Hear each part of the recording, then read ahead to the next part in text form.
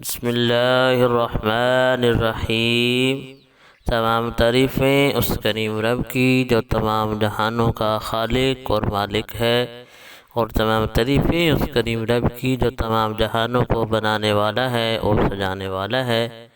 کروڑوں درود و سلام کریم آقا علیہ الصلوۃ والسلام کی ذات پر جن کو رب تعالی نے تمام جہانوں کے لیے خاتم النبیین بنا کر بھیجا ہے، اور کروڑوں درود و سلام آپ کی آل پاک پر اور آپ کے سارے اصحاب پر جن کو رب تعالی نے رضی اللہ عنہم ورضوا عنہ کے لقب کے ساتھ نوازا ہے۔ السلام علیکم ورحمۃ اللہ وبرکاتہ۔ محمد طلع آفیشل کے پیارے پیارے بھائیوں اور بہنوں، ہم امید کرتے ہیں آپ حضرات خیریت کے ساتھ ہوں گے۔ اللہ پاک آپ کو خیر و عافیت کے ساتھ رکھے، دین دنیا کی بھلائیاں عطا فرمائے، اپنی ذات کے علاوہ کسی کا محتاج نہ فرمائے۔ پیارے پیارے بھائیوں اور بہنوں، آج جس موضوع پہ ہم بات کرنا چاہتے ہیں وہ بہت ہی پیارا موضوع ہے، حضرت نوح علیہ السلام اور آپ کی کشتی۔ انشاءاللہ موضوع سن کر آپ کا ایمان تازہ ہو جائے گا۔ پیارے پیارے بھائیوں اور بہنوں، لیکن اس سے پہلے حسب معمول آپ سے ادبانہ گزارش ہے، ہمارے چینل محمد طلع آفیشل کو سبسکرائب کر لیں، گھنٹی والے بٹن کو دبا دیں تاکہ ہر نئی آنے والی اسلامی معلوماتی ویڈیو آپ کو مل سکے۔ جزاک اللہ۔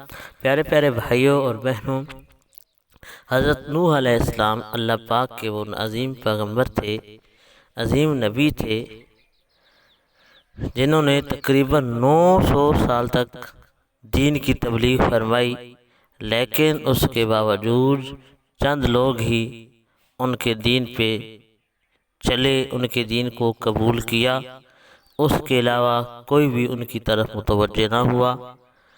تو اللہ تعالی نے ایک دن حضرت نوح علیہ السلام کو فرمایا، اے میرے پیارے نبی، میں چاہتا ہوں کہ ان سارے کافروں کو سیلاب کے طوفان کے ساتھ غرق کر دوں، اس لیے تم ایک کشتی بنا لو تاکہ جس دن یہ سیلاب، یہ طوفان آئے، تم اس کشتی پہ سوار ہو جاؤ اور اپنے چالوں والوں کو بھی سوار کر لو۔ تو حضرت نوح علیہ السلام نے جنگل کے اندر وہ کشتی بنانا شروع کر دی۔ جب کافروں نے دیکھا تو فرمایا، اے نوح علیہ السلام، آپ یہ کیا بنا رہے ہو، یہ کیا چیز بنا رہے ہو؟ تو آپ علیہ السلام نے فرمایا، اے کافرو، میں یہ ایک ایسا مکان بنا رہا ہوں کہ جب سیلاب آئے گا، طوفان آئے گا، اللہ کا عذاب آئے گا، تو میں اللہ کے حکم سے اس پہ سوار ہو جاؤں گا۔ کافر اس پہ ہنستے، مسکراتے، تو مذاق اڑاتے۔ حضرت نوح علیہ السلام نے فرمایا، اے کافرو، ایک دن آئے گا ہم بھی تم پہ ہنسیں گے، مسکرائیں گے، تمہارا مذاق بنائیں گے۔ حضرت نوح علیہ السلام نے جنگل کے اندر تقریباً 300 گز بڑی لمبی کشتی اور 50 گز چوڑی کشتی اور اس کے 3 پورشن بنائے۔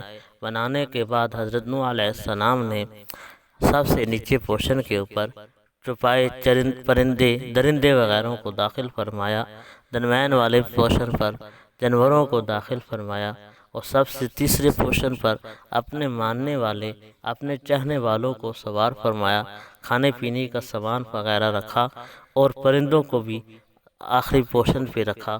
تو جب یہ سب کچھ حضرت نوح علیہ السلام کر چکے تو اللہ تعالیٰ کی طرف سے وہ سیلاب، وہ طوفان آ گیا، اور اس کے طوفان کے ساتھ سارے کے سارے کافر غرق ہو گئے، یہاں تک کہ حضرت نوح علیہ السلام کی بیوی اور بیٹا جو ان پہ ایمان نہیں لائے، جنہوں نے کافروں کا ساتھ دیا، وہ بھی اس طوفان، اس سیلاب کے اندر غرق ہو گئے۔